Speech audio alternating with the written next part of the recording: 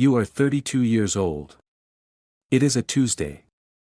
Nothing special about it except that you are sitting at your kitchen table with your laptop open and a coffee going cold beside you, and you have just typed a number into a compound interest calculator for the first time in your life. The number you typed was $200. The age you typed was 32. The expected return you used was 7%. And then you hit calculate and looked at what 30 years of $200 a month produces, and something shifted quietly in your chest. Not panic. Not shame. Something more specific than that. The particular weight of understanding exactly what the last 10 years cost you. Not in dollars you spent. In dollars that never got the chance to become something else. You close the laptop. You open it again. The number has not changed. This is where it starts. Not at 22 with a Roth IRA and a plan. Here. At 32. On a Tuesday. With a cold coffee and a number you cannot stop looking at. The maths of late. Here is what the calculator is actually telling you. Someone who invested $200 a month starting at 22 and stopped completely at 32, 10 years of contributions, nothing after, ends up with more money at 65 than someone who starts at 32 and invests $200 every single month without stopping until retirement. Read that again. 10 years of early investing beats 30 years of late investing at the same monthly amount. That is the honest maths of compounding. Time is not just a factor. Time is the entire game. But here is the other number. The one the calculator also shows. The one that matters just as much. If you start at 32 and invest $200 a month for 33 years at 7%, you end up with approximately $272,000. That is not nothing. That is a life. That is an option. That is a version of yourself at 65 who does not have to work if you do not want to. The first rule. Starting late does not mean starting wrong. It means starting with less time and needing more intentionality to close the gap. The first move. You open a Roth IRA on a Wednesday evening. The process takes 11 minutes. You fund it with $100. It feels like nothing against the size of the number you have been thinking about all week. You do it anyway. There is a specific psychological experience that happens when you make the first move after years of not moving. It does not feel like victory. It feels like standing at the base of something very large and taking one step. The top is still invisible, but you are no longer standing still. You set up a recurring transfer.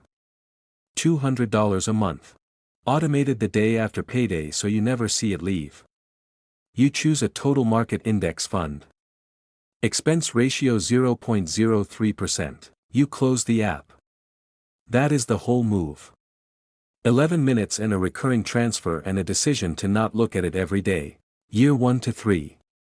The market dips 4 months in. Your $800 in contributions shows a balance of $710. You feel the specific discomfort of watching something you worked for become worth less than what you put in. You do not pull it out. Not because you are disciplined in some heroic way. Because you understand what you own. You own a small piece of every major company in the United States. They did not stop existing. Their price went down. Those are not the same thing. By the end of year 2 your balance crosses $5,000 for the first time. You screenshot it. You send it to nobody. But you look at it for a long time. A coworker named Felix mentions he has been investing since he was 24. You feel a complicated thing that takes a few days to name. Not quite envy. More like the recognition that you and Felix are standing on the same road, but he has been walking longer. You do not let it stop you. You increase your contribution to $300 a month. The second rule. The comparison to people who started earlier is real and it is also irrelevant. The only number that matters is the one moving in the right direction right now. Year 5 to 10. Something changes around year 5. The number stops feeling abstract. Your balance is $28,000. The market returned $3,100 in a single year without you doing anything. Not from your contributions. From the money that was already there working. This is the first time you feel compounding in your body rather than just understanding it in your head. The machine is running. You are not pushing it anymore. You are feeding it and it is moving on its own. By year 7 you have increased your contributions twice. You are now putting in $500 a month. Your 401k at work has $31,000. Your Roth IRA has $44,000. Total invested, $75,000. The balance grows by more in a good market year than you contribute manually. That ratio will keep shifting. Every year the machine gets bigger. Every year your manual contributions become a smaller percentage of the total growth. You are 39. You do not feel behind anymore. You feel like someone who knows something that took longer than it should have to learn but is not going to cost you everything because you learned it when you did. Year 10 to 20.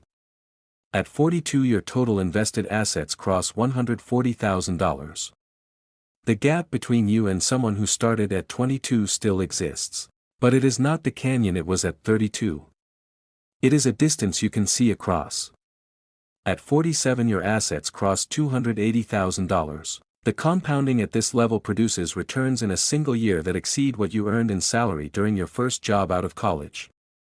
At 52 the number is $480,000. You have a conversation with your financial advisor about what 65 looks like under 3 different scenarios. Conservative, base, and optimistic. All 3 work. Not extravagantly, but comfortably. With options. The third rule.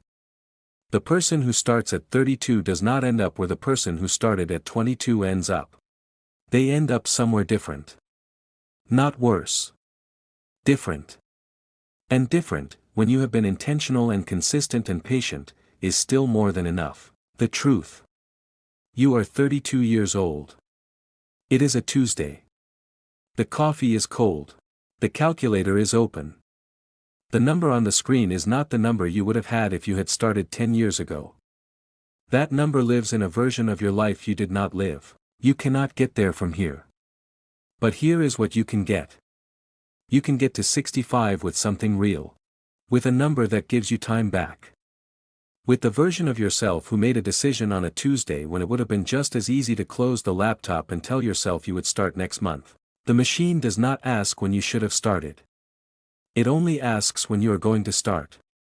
And every Tuesday you sit down and make the transfer is a Tuesday the machine runs. You are not behind. You are beginning.